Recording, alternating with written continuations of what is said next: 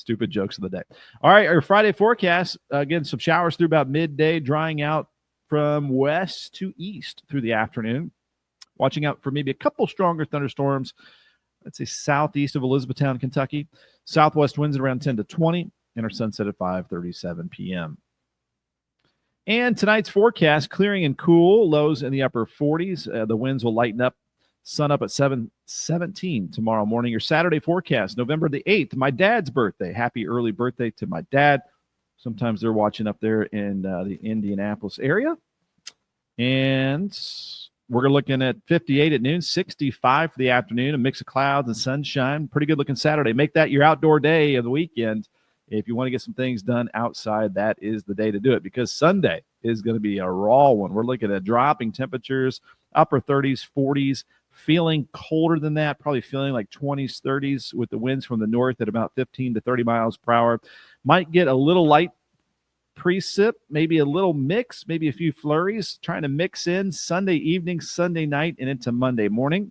The Euro has been very bullish with a chance of some snow there.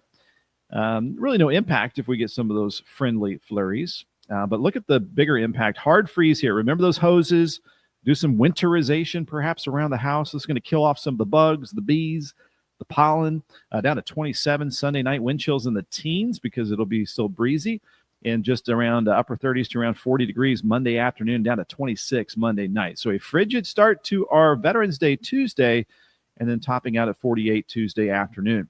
And then we're back to some milder air, back to pretty normal temperatures in the upper 50s and lower 60s. And it looks mostly dry for much of next week for Wednesday, Thursday, Friday. Maybe that next weekend we'll have a chance of some rain returning to the area. Beverly Haggis, happy birthday to your older brother tomorrow as well. My dad will be turning a young 76 years old. Cheers to him, who's still very busy, loves to be outside this time of the year. And I think what's on the docket tomorrow is chopping some wood and other fall things tomorrow up in Indianapolis. Lillian Lasley always got my back with the funny jokes. I appreciate you. All right, let's start to dig into the weather models here, and also we'll do another tour of the live radar this morning. So let's bring it up here. We can also just take a quick live look outside as well at some of the the damp streets out there. Most of this rain's not all that heavy, and we'll add up to maybe like a quarter inch or so or less of rainfall. Orlean, thank you very much for the happy birthday to my dad.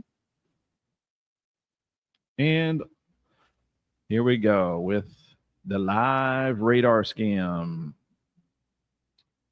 The live radar out of Fort Knox, where there's some rain there right around West Point. And you can see the actual radar is blocked to a certain point until you can get up and over there's the cone of silence where you don't have any rain, and then where the radar beam just doesn't pick it up. And then once the radar beam gets high enough, then you can start to pick up some of that data.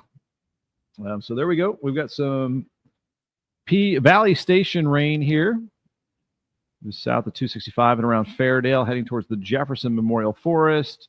A little break over much of Metro Louisville right now. We've got a little light rain over Crestwood, near Anchorage, up into Oldham County, Goshen.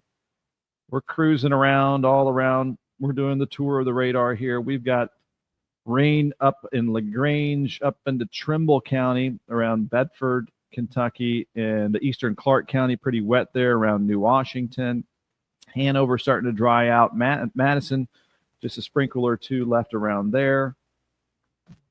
And as we cruise, just little bits and pieces, east and west of I-65 in Indiana, just a little tiny heavier downpour between Campbellsburg and Salem, Indiana. Up Highway 60, some light rain up around Brownstown up in Jackson County. And as we look down here to the south in Harrison County, you can see some spotty showers as well around New Middletown, just east of Corden. And then over the river, you've got some heavier rain just north of Brandenburg in western Meade County, and then also into northwestern sections of Breckenridge County around Hardinsburg. And that's about all we have right now. So the rain actually may not be around a whole lot longer or a huge impact.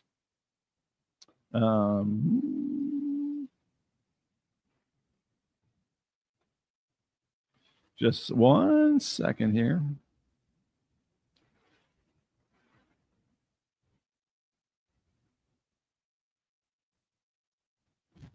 So that is the tour of the radar. Let's bring up some weather models here. And, I think this will get out of southern Indiana pretty quickly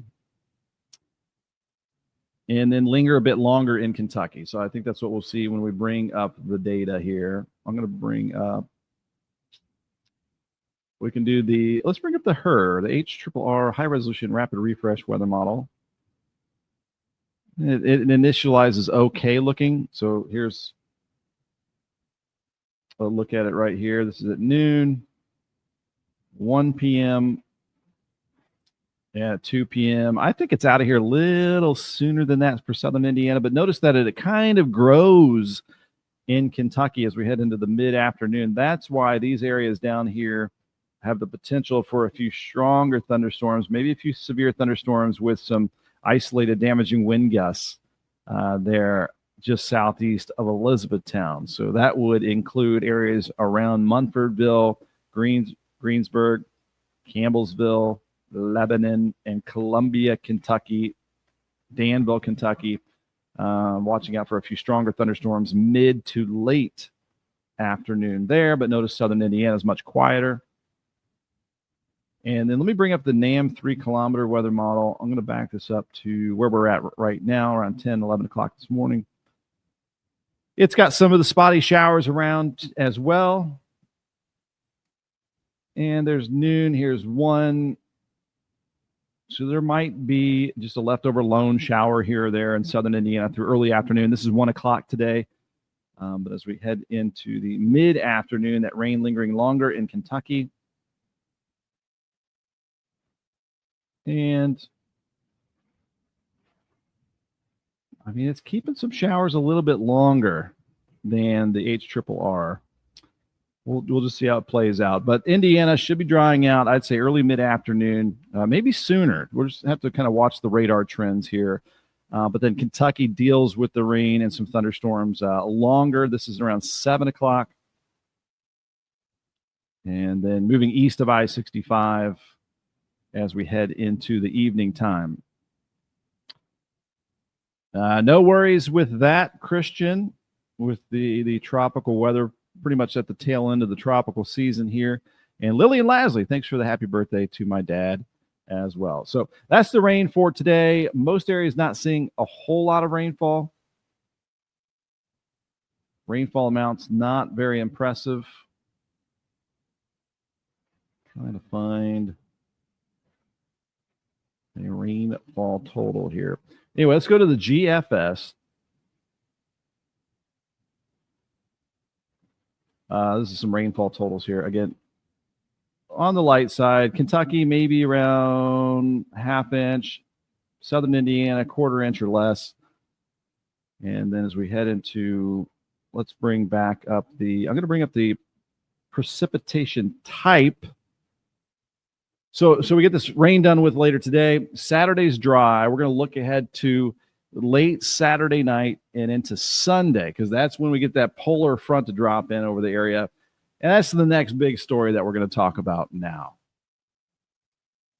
It's going to feel like January. It's going to be unpleasant on Sunday. So I'm going to jump ahead to, let's go to Saturday night with the model data here. So it's showing that front moving in, snow off to the north around Chicago. And we might have some light precipitation late Saturday night as this front moves into the region. The GFS has been the drier weather model here, not picking up very well on this potential of some light snow. Notice a little fetch if you look closely off of Lake Michigan. There's a chance some of that could drift all the way south into our area as we head into Sunday, late afternoon, Sunday evening. This model just shows, it's hard to see it, but the GFS has some light snow right there if you look very closely. So that is at 7 p.m. Sunday.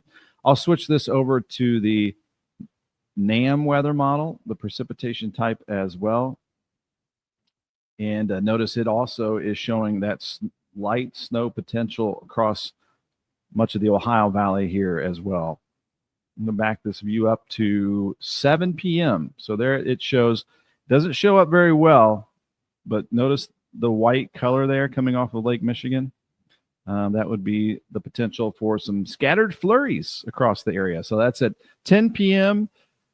Sunday evening. We're looking at the 10th, Sunday evening. And perhaps we see some of this linger into early Monday morning as well. But areas off to the northeast, a little better chance of that. Now, the European weather model has been consistent with showing more of these light snow showers across the area. So if you're a snow lover, you want to lean more towards the European weather model. If not, the GFS is the drier one. Either way, we've got some light snow potential.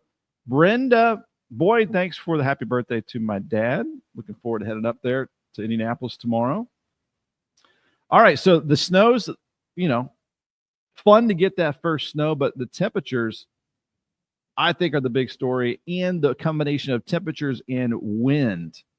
That's going to bring us some wicked wind chills. So let's bring up that now. Now we're heading into, so before this happens, here's our Sunday afternoon. So it shows temperatures here in the upper 30s, low 40s. Burr. But you bring up the wind chills. Check this out. This is Sunday afternoon, upper 20s, 30s wind chills. Talking about some big coat time here for our Sunday. But it gets even worse. This is 7 a.m. Monday morning. I posted this yesterday on Facebook, but here it is again. Here's your teeny tiny wind chills in the teens. So it is going to be a hard freeze across the area for our Monday morning. And it gets cold all the way down to the Gulf Coast and the East Coast. Look at this big chill across the United States. And the reason for this cold wet, look at that air mass diving right from Canada there. Why would that happen? Let's check out the jet stream. It is going to be a huge anomaly, a dip in the jet stream. Look at that. Look at that trough right there. You don't see it too often, but here's the ridge out west, and then woo, there it goes. Like a roller coaster. And this just opens the door to that CAA, cold air advection. So not only cold, but it's also going to be a bit on the breezy side too. So I'm going to bring up some of the wind gusts here across the area. So Christian's commenting about that. What about the wind gusts? Hey, we're right on it right here for you.